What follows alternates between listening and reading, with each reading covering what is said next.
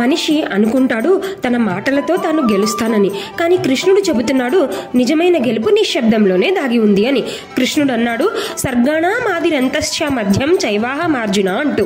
అంటే మన జీవితంలో నిరంతరం గందరగోళం, ఆలోచనలు, భయాలు, కోపాలు, మాటలు, ఎక్కువగా మన లోపల శబ్దమే శబ్దం. ఈ శబ్దమే మన నిజమైన శక్తిని మూసేస్తుంది.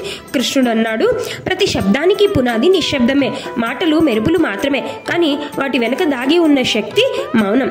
మౌనం అనేది బలహీనత కాదు, అది ఆత్మ నియంత్రణ, సహనం, ఆత్మ విజ్ఞానం. మీరు మాటలు ఆపినప్పుడు మీలోని సృష్టికర్త బయటికి వస్తాడు.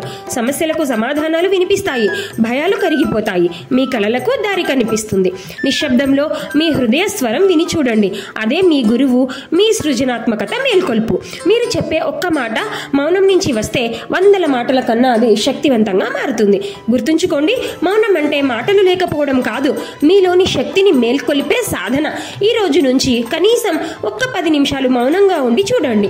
మీరు మారితే మీ చుట్టూ ఉన్న ప్రపంచం మీకోసం మీరు చెప్పినట్టుగా మారుతుంది వెంటనే. మరి ఈ వీడియో మీకు నచ్చింది కదా? వెంటనే లైక్ చేయండి, కామెంట్ చేయండి మౌనం అని, షేర్ చేయండి మీ వారందరికీ, సబ్స్క్రైబ్ చేయండి గీతా చైతన్యం. Thank you. శ్రీకృష్ణ అర్పణమస్తు.